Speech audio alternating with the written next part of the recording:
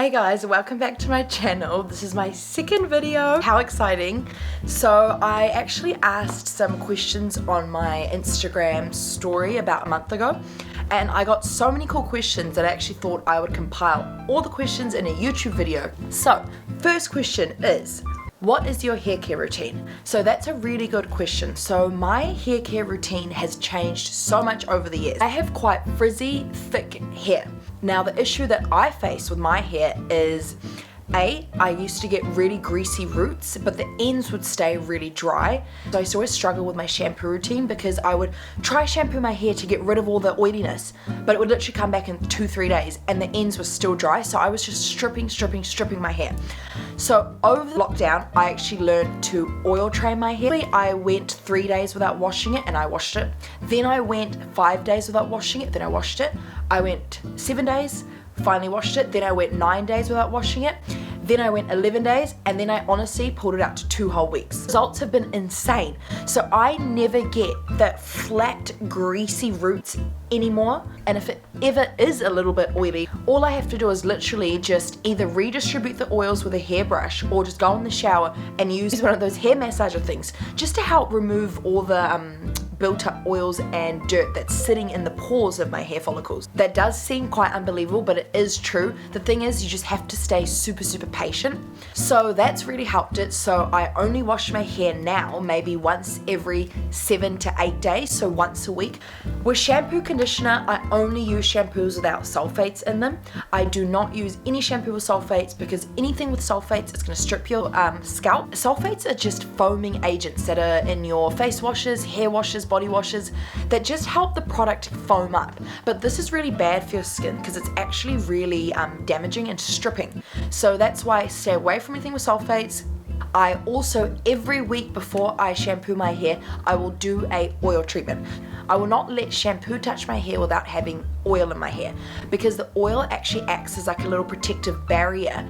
So when you go in the shower, you don't realize, but your hair is actually getting lots of transepidermal water loss. So even if you're just in the water, you're actually getting water loss from your hair. So that's why oils before you shampoo is really good because it actually acts as a little barrier and just slows down that water loss so you can actually maintain and hold a lot of moisture in the ends. The oil combination I like to do is a combination of castor oil, olive oil, coconut oil, and a little bit of onion oil. I know that sounds hectic, but it's really good for your hair, trust me. There's so many parts to it. After I shampoo, I always use a little bit of the L'Oreal. I'm actually just gonna quickly bring it because it's much easier to show you guys. So I'm back. So this is the serum that I love to use. It's just a L'Oreal No Haircut Cream. I used to use Olaplex. I used it for like a whole year or two and I literally found no benefits. It's actually helped my hair grow out a bit longer and it's actually helped it stay way softer compared to the Olaplex. And I like to mix it a little bit with this oil. So I used to use the Olaplex oil as well. I still have lots of it, but again, for what it's worth, it honestly just did nothing. I've been using this oil from the supermarket called Frula Hair. I really like it because the ingredients are really good. It's a lot of oils you'll see on the market. The first 5 ingredients, like one of the first 5 ingredients is silicone. So that's really cool how this doesn't have any silicone or fillers, it's just pure oil. And I just like to put this in the ends. If I'm not shampooing, I only let my hair touch water only 2-3 other days because you have to remember this about New Zealand water. Our water has so many chemicals to keep it clean, and obviously we strip a lot of the natural nutrients and fortify it with a lot of these other chemicals. So there's lots of chlorine in our water, and chlorine's actually really bad for our hair. So I actually just try to avoid water in general with my hair.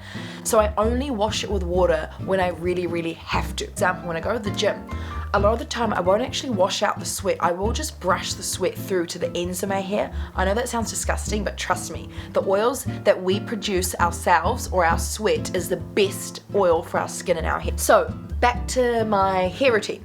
So I'll shampoo once a week. So before it, I'll do a hair mask treatment. I like to wrap my hair oil with a bit of Glad wrap because it creates a bit of heat and it helps the hair mask go in a bit deeper. On the days where I'm not shampooing, I'll actually just wash my hair with water. I will use this and I will literally massage for about 3 minutes. So this is just gonna help not only stimulate your scalp and actually help blood circulation, but it's actually also gonna help move all the buildup as well from your scalp. Pretty much rule of thumb is whenever your hair is wet, after you hop with the shower or anything, always put a bit of oil, just because you've lost actually a lot of moisture in the shower. So the oil's gonna help lock in all the moisture and make sure you don't lose further moisture.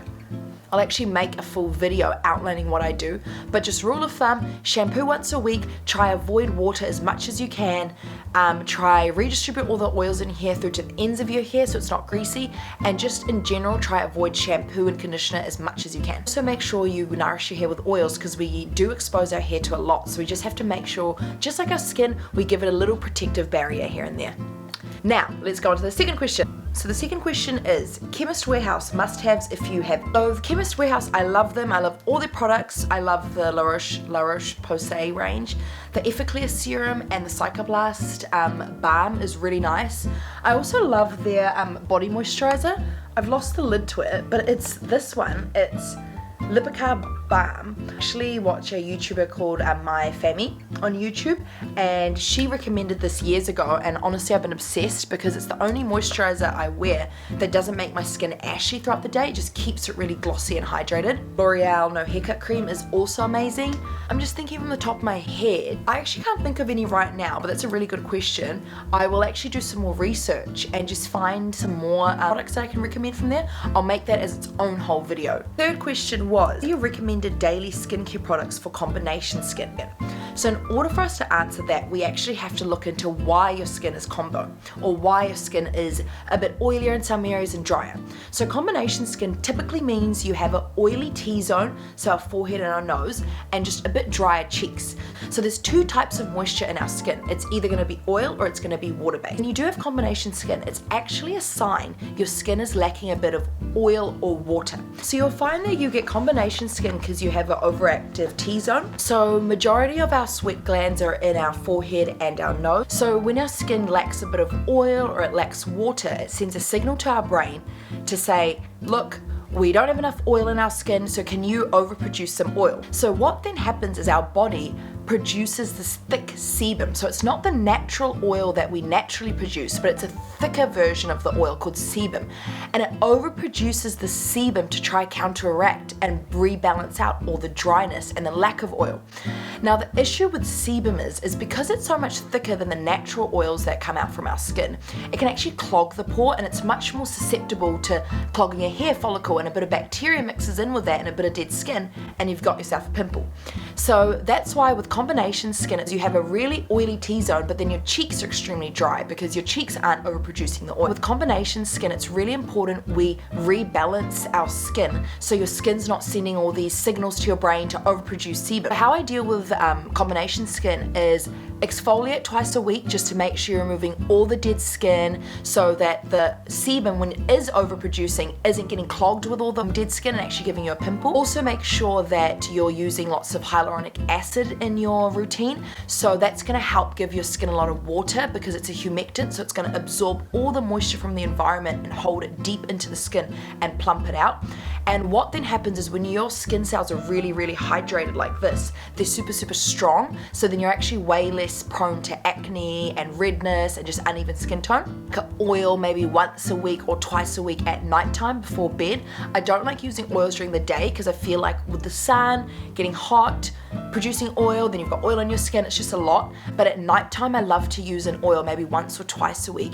Just pat it on your cheeks and a little bit on your T-zone also, because we always say fight oils with oils. So when your skin's overproducing oils, you have to give it back the oil, because like I mentioned about the homeostasis point, if I'm not actually rebalancing my skin, my body's going to do it for me, and I don't want that. So make sure you use an oil twice a week. Also use an oil cleanser. I found if you have combination skin, an oil cleanser is a really good way to rebalance your skin. Any sort of fragrance-free oil cleanser will really help. Oil cleansers act as a magnet because oil attracts oil. The dirt and impurities that are in our pores are actually oil-based. So when you have an oil cleanser, it actually attracts all the oil and dirt that's in our pores and sucks it out. So you're gonna get a much deeper clean. Whereas if I use a foaming cleanser as my first cleanse, water is the first ingredient in a foaming cleanser, not oil.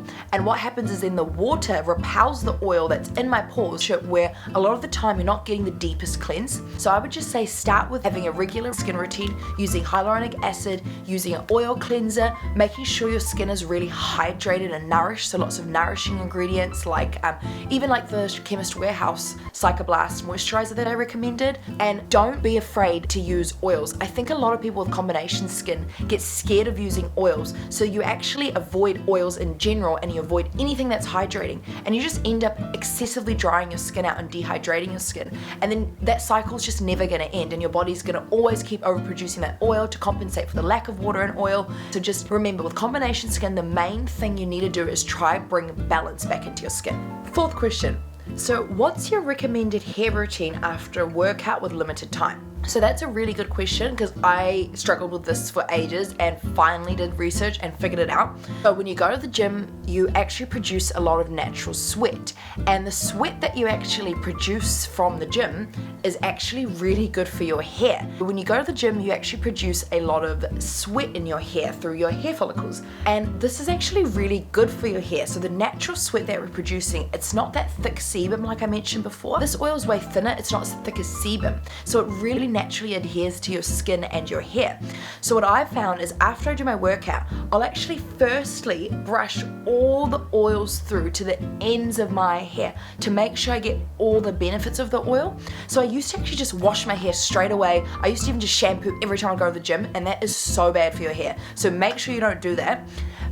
So make sure you're either brushing through the oils to the ends of your hair, and then what I actually do is I don't wet my hair. I actually put it in a little bun and put a little shower cap on and shower, and then I will slick my hair into a little tight bun, and don't worry, it never smells. So the sweat that we produce in our hair, unless you're like a dirty person obviously, it won't smell. Now if I've had a shampoo day, so let's say I shampooed and blow dried my hair and then I'm going to the gym the next day, I would put my hair in a really loose punch clip, do my workout, just let it air dry for a bit and then brush it through, because when your hair's super sweaty and you start brushing it through, it's obviously gonna go really flat and sticky. So just let it air dry a bit and then brush it through, and honestly, you'll notice the results over a few months. The quality of your hair is gonna improve so much. So I've actually found, just from brushing my own sweat through my hair, the ends of my hair have gotten really nice, and they're actually not as dry and brittle, because even though I was using the L'Oreal No Haircut Cream, you could still see that naturally by itself it was struggling to stay healthy. So that's really improved. Let's say, or I've had a really hectic gym session and I really don't want to keep the oils in my hair. I use the scalp massager I showed before again, and I will just massage the heck out of my scalp to make sure I remove all the built up oil, and then I'll just wash it off with plain water, and then I'll let it air dry. But obviously if you have time, you can blow dry it, and trust me, you'll see those hair massages are actually so good at just removing all the built up oils, and you'll notice that your hair's way less greasy after using that. So yeah, that's my little post gym hair care routine. How to keep lips hydrated. So this is a really good question, because again, I struggled with this for so many years. So all the questions are really cool, because I myself used to ask these questions and try to figure out what to do, but now I can actually help you guys so you don't have to waste time trying to figure out what to do. So with lips, the first thing to remember is when your lips are dry or cracked, it's actually because you're dehydrated. So first, but then it would just keep re-drying, and what would happen is lip balm's really bad because you go out in the sun, it just reflects the sun and it re-dries your lips. It's actually really bad for your lips over time, because especially if you have brown lips, it actually can make them pigment over time and make them go a bit darker. Anytime your lips are dry, just drink a ton of water and you'll see that your lips naturally just plump up. So that's my first tip. And secondly, with product that is honestly my main go-to is lanolips. So anything with lanolin is actually secreted from sheep's wool, so it's like a fiber or an oil that's secreted by sheep from their sebaceous glands. So it's actually extremely nourishing for the skin, because it actually has the closest molecular structure to human skin. So when you actually apply it onto your lips, your body thinks it's its own oils and actually absorbs it in really nicely. So you'll notice though, when you put Vaseline or a lot of lip balms on or lip glosses, it never absorbs, it just sits on top. So you'll notice a lot of the time when you actually apply a lip gloss or a lip balm, it doesn't actually absorb into your lips, it actually just sits on top and either wipes off or again just reflects the sun and just gets drier. So that's because the formula of the lip balm, it's actually not close to your skin structure at all. So you have to always make sure when you apply oils or skin products, it has to be a bit similar to your skin's own structure for your body to actually take it on board and absorb, or else your body will think it's just a foreign product, won't let it actually absorb, and will protect itself. But obviously, trying to just get your lips, just like your hair, it's actually trying to train your lips to stop being dependent on lip balm and lip gloss. So I've noticed a lot of people are really dependent on lip balms or lip gloss because, again, what have we been shown in the media? Whenever your lips are dry, just put on lip balm. They've never taught us actually hydrate from within, because when you hydrate yourself and you drink lots of water, you actually won't need lip gloss. But what's happened is we've fallen into the cycle of applying lip gloss when our lips get dry. It just dries out further and we reapply more lip balm, and then what are we doing in the end of the day? We're just buying more lip balm. So this whole thing is just a marketing scheme to get you to purchase more lip balm. So the most natural way is to try stop using lip balm, get your lips naturally really hydrated, so whenever they feel a bit dry, drink water. And worst case, if you do want to put a little bit of hydration on, because I do know before you go out, before you put on a bit of makeup, it is nice just have that little layer of hydration. I would say use Lanolips. It's from Mecca and it's actually amazing, or even just nipple cream or anything with lanolin. So next question. I'm only 16 and I shred a lot of hair and my hair looks damaged even though I never used heat on. Welcome to my life. So that is what I found. So I never colored my hair, I would never use heat, but my hair was so dry and it just always looked like it was cooked. So what I found is it's because we're not redistributing the oils in our hair correctly. So when you redistribute the oils that your scalp produces through to the ends of your hair every day, your hair will naturally feel silkier and smoother. So I've just found when my hair is not nourished, or I'm not actually using my natural oils, or I'm not actually brushing my hair through properly, that's when my hair really struggles. So try brush your hair as often as you can, because not only does it help stimulate blood circulation, so it's gonna help hair growth, but it's also gonna help redistribute all those nice oils to the ends of your hair, so every bit of your hair gets the benefits from those oils. I would also say, make sure you cut down on the frequency that you're shampooing. Make sure you don't let your hair touch water as much, because every time it touches water, it's getting transepidermal water loss. So you almost just wanna keep it as natural, and it sounds yuck, but in its own oils as long as you can. But trust me, over time what happens is that oil gets thinner and thinner and thinner, and don't worry, it's not gonna smell.